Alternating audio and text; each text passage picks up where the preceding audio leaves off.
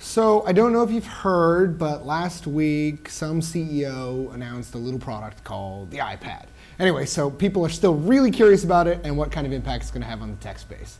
And our question today is, we actually have two, and the question is, do you think the iPad will have the ubiquity of the iPhone or the iPad?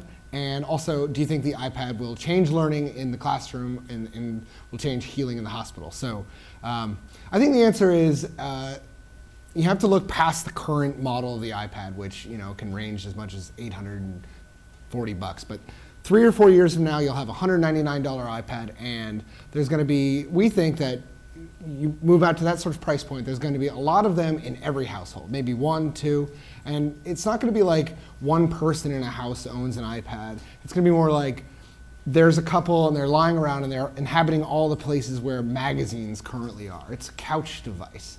They won't live on desks. They won't be on desktops. They're just going to be lying around, on end tables, and people will pick them up and sort of flip through their favorite magazines, TV shows, and newspapers and books.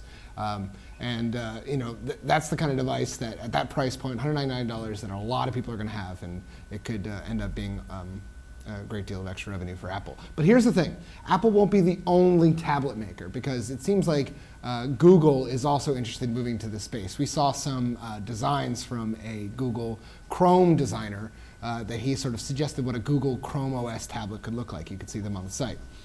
And this sort of raises the large point that you're going to see more and more tablet computers in a lot of places. And this gets to our other question, is you're going to see a lot of them in schools and hospitals.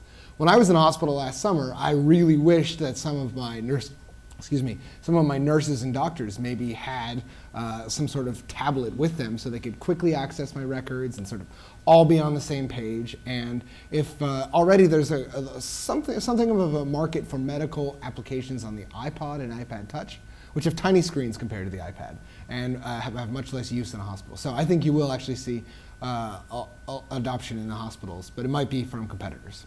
Anyway, I'm Nicholas Carlson, and thanks for joining us.